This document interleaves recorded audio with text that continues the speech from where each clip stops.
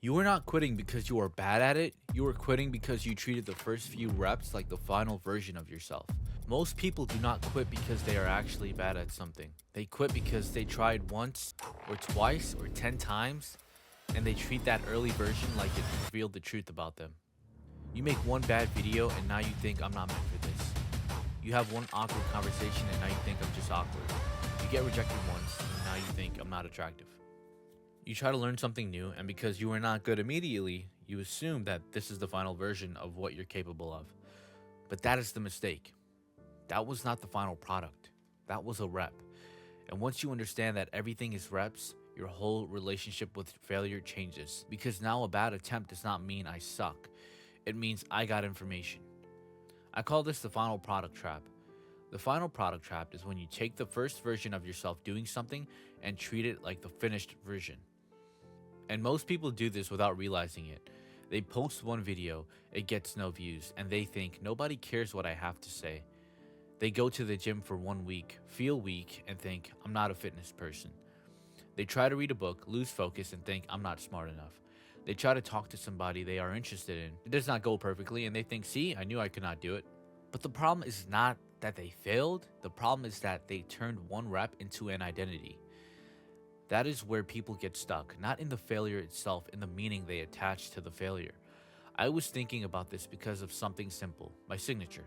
At one point, I wanted my signature to look a certain way. I wanted it to feel right. I wanted it to feel like mine. So I kept writing it over and over again, not 5 times, not 10 times, probably 400 times. And the interesting thing is, when I was doing it, I was not treating every bad signature like some deep personal failure. I was not writing one bad version and going, damn, I guess I'm just bad at signatures.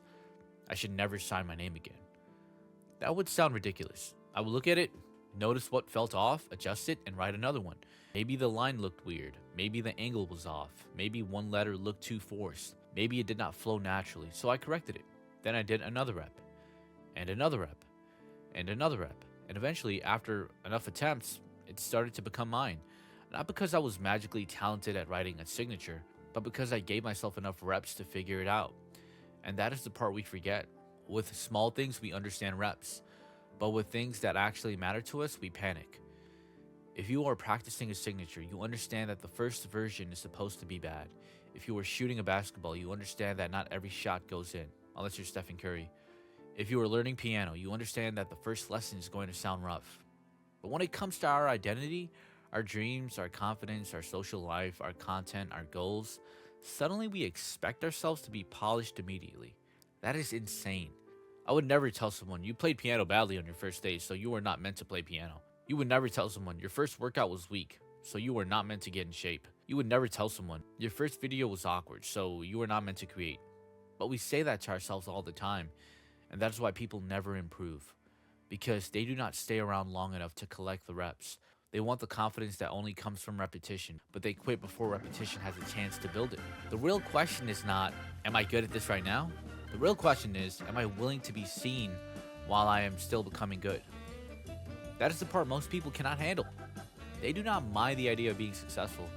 They do not mind imagining the final version.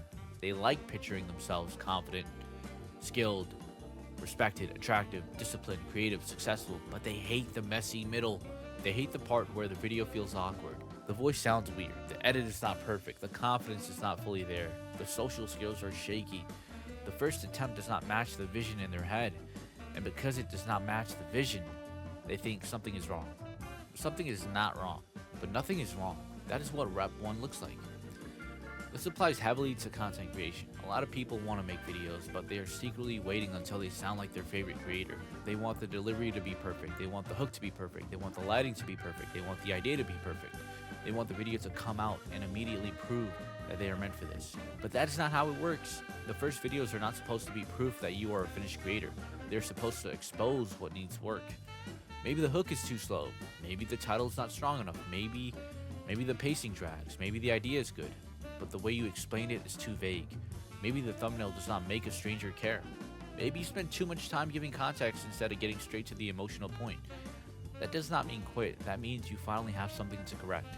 That is the whole game. You put something out, you observe, you adjust, you do it again. And that is how you stop being theoretical and actually become real. The reason this matters is because a lot of people are not actually afraid of effort. Because when the thing stays in your head, it is still perfect. The YouTube channel in your head is perfect. The body transformation in your head is perfect. The confident version of yourself in your head is perfect. The business idea in your head is perfect. The relationship version of you in your head is perfect. But once you act, reality gets involved. Now there is feedback. Now there are numbers. Now there are reactions. Now there is silence. Now there is rejection. Now there is proof that maybe you are not as good enough as you imagined yet. And that is where most people fold. Not because they cannot improve, but because they cannot emotionally survive the gap between the imagined version and the current version. That gap is where reps live. The gap is uncomfortable. It is the space between what you see in your mind and what you can currently produce. You can hear how you want to speak, but your actual delivery is not there yet. You can imagine the type of person you want to be, but your habits do not match yet. You can picture yourself being socially smooth, but in real life, you still hesitate. You can imagine yourself making high-level videos, but your current videos still feel rough. That gap can either humble you or destroy you. If you take it personally, it destroys you. If you treat it like reps, it trains you.